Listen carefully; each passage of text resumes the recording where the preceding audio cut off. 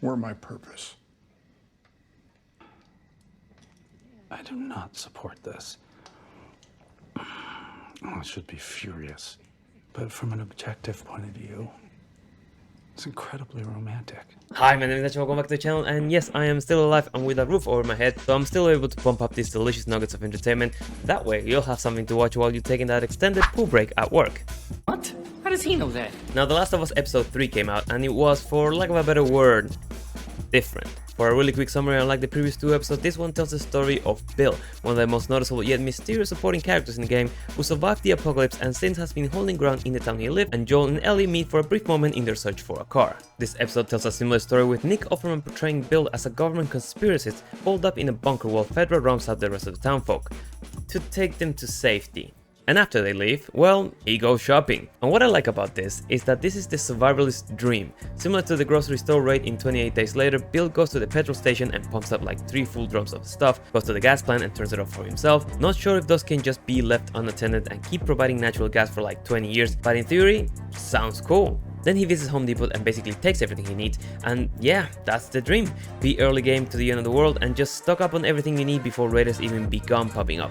Brilliant stuff. So with all the amenities taken care of, Bill just sits back, has a glass of wine, and waits for all of it to blow over. Now if you stop there, this is the perfect backstory to Bill before the events that take part in the game. But this is where the episode takes a massive drift over the curve. The question you have to deal with here is, do we watch this as a very nicely made piece of cinematic work that extrapolates from the story that was hinted in the game, or do we look at this from a more gaming POV and judge it for how true it stayed to the source material? Speaking to the former, I did like the episode. The acting was so on point, seeing Nick Offerman as a lonely, hardcore survivor that suddenly decides to spare this stranger and fall in love with him. The mannerisms, the expression, it's masterfully executed. The music throughout the whole thing was moving, and the twist at the end was so fucking sad, yet touching. I loved it. Watching it from that perspective, it was very emotionally packed, and it even made me linger a little bit at the end just processing what happened, and for me that is a sign of a well-made show. There are some puzzles that got me thinking though, like how come they didn't get raided more often? How come not more evolved infected run into the town? How did they maintain the lights running for so long? Did the gas station really sustain itself without maintenance? How did they stack all those cars up there? Because for the looks of it, they have full autonomy for at least 20 years. But other than that, the episode was beautiful. Now for my favorite word. However, from the latter point of view, I'd say that for the first time in the series, the changes they made were huge. In the game, the homosexuality of Bill is only hinted to the player because partner can be interpreted in several ways, but on the show it's on full display and Bill and Frank have a full-on post-apocalyptic relationship, which I also say was handled rather elegantly, unlike the fucking Witcher Blood origin gay scene. And we see them growing up together, we learn how they met Tess and Joel, how Joel and Bill, despite being both cynical survivors, got to establish their trading and smuggling partnership, which in a way, yes, diverts from the main story and kinda makes you question why this episode is even here, but I guess what made it okay for me, other than the fact that it was very well made, is that the episode looped back into the story with Joel and Ellie getting to town and finding the keys with a letter that Bill left them and the battery neatly preserved in the fridge, and finally them riding off to the next part of the story. Yes, it's different from what happened in the game, but what do you want me to say, it was very well made. Especially because after they meet in the game, we never see Bill again and only hear of him in gossip, so for him having such a send-off, dying in the arms of a loved one, it feels like a nice tribute for the game character. In addition, I love that when there's exposition in this show, it's done rather efficiently and not in a vacuum. Joel explains that the first people to get infected probably did it by eating flour or sugar products, which is mentioned in the second episode's flashback, and is hinted that they missed getting infected in the first one by not having pancakes or cookies or the cake.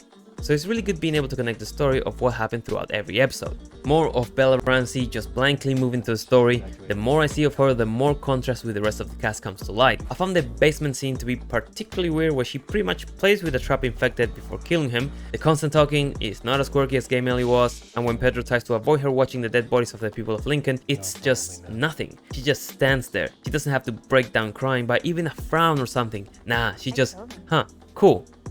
Moving on.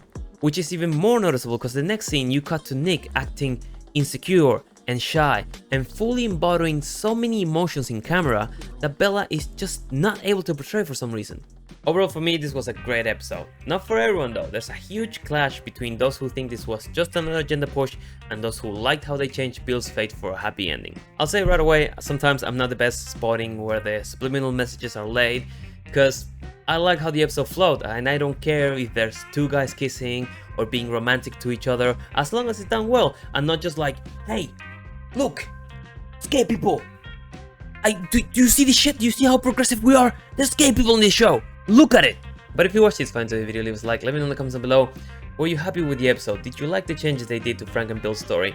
Would have been better if they stick closer to the source material. Let me know in the comments down below, and as always, I've been Nacho. Hope you enjoyed the video, and I'll see you in the next one. Take care.